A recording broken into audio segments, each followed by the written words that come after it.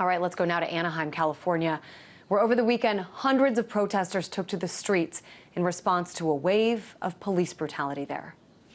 No justice, no peace. Disarm the police. This was the 9th consecutive day of protests against police, initially sparked after the shooting deaths by police of 2 men, 25-year-old Manuel Diaz and another man, Joel Acevedo. They say police targeted them because of their race and because of where they lived, and they've been calling for systemic change ever since.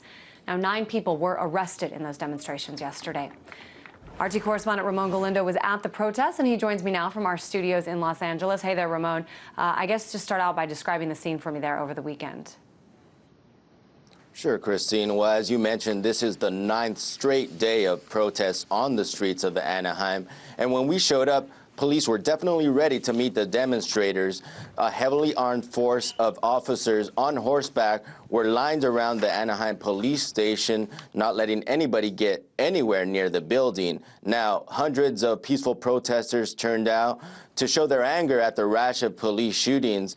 Now, what was most likely the most impressive part of the police presence were officers in full military-style camouflage uniforms, equipped with rifles and full of ammo with their non-lethal projectiles. We were talking about the Baghdad embassy a little while ago. It looked like they were ready to protect the embassy in Baghdad more than, protecting the happiest place on earth. But that was what they were able to do. A group of marchers did try to go down to Disneyland. The road was blocked to the theme park, so they weren't able to get there. As you mentioned, there were 9 arrests. We did not witness those. However, our sources tell us that the protesters were peaceful. Eventually, most of the protesters came back to the police station where they followed with chants and more marching. But for the most part, things did remain peaceful. However, things are still tense between police and the community. Ramon, talk a little bit more about Disneyland here. I know that we were just showing some of the signs that people were holding in terms of their anger at Disney, but talk a little bit about why that specific location and what it had to do with some of the violence that's been taking place in Anaheim. That's right. There has been a small group of protesters demonstrating there over the past few weeks, and we have to remember that Disneyland is the main economic driver for the city of Anaheim and in large part for the county of Orange County. And we're seeing a large shift in the population there in Anaheim. It's majority Latino, and a large reason for that, or a partial reason for that, are the low-wage jobs that Disneyland is able to offer. So that has brought in a large Latino, low-income community into the city of Anaheim. So, and on the second point is that Disneyland has a very strong political influence over the city's leaders and over the police force. So this Latino community, the people that are living in the lower income neighborhoods, they feel that Disney needs to do more as far as addressing the problems between the police and the community, being that it has such powerful sway over politicians. And as of right now, they really haven't spoken up too much. And I know, Ramon, these protesters have said, it's not just about these shootings. This is not isolated incidents we're talking about. They're a result, they say, of racism and of major flaws in the system. I guess go into a little bit of detail about what they're suggesting specifically here.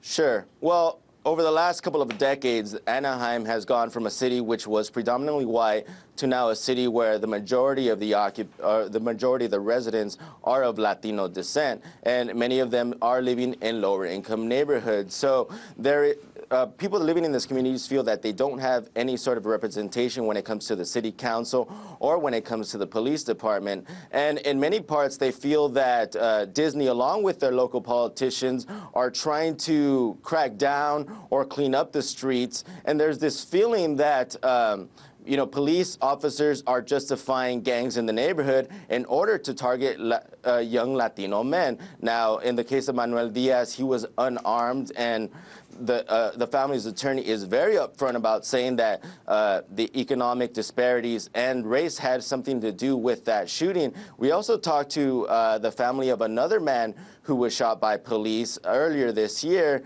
His father is a Vietnam veteran, and he was very upfront about saying that he thinks that his appearance as a Latino man with a shaved head really contributed to his grandson's death. We talked to his sister earlier today. This is what she had to say about the ongoing tensions between police and the community. Corruption, that's all I can say, corruption. Because if they would have listened, you know, I came out here protesting after my brother's shooting, you know, 4 months prior to these recent shootings. If they would have listened, these people would still be alive. They would still be with their families. You know, it's heartbreaking. So, you know.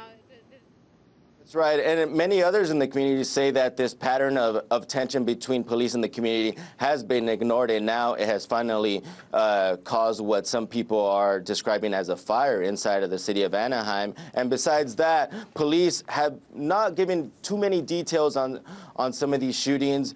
However, they have come out and tried to paint the shooting victims as gang members who were in drug-dealing neighborhoods or who were running for police or you know, trying to do something nefarious, something that the neighborhood just doesn't agree with. Yeah, it's certainly interesting, Ramon, when you do read about some of these incidents in the mainstream media. There's some different ways that these pictures are painted for us. You read about, you know, these people provoking police before they were shot. You read they were gang members, that they were not cooperating. But I know witnesses there, and I know you've talked to several, they tell a much different story.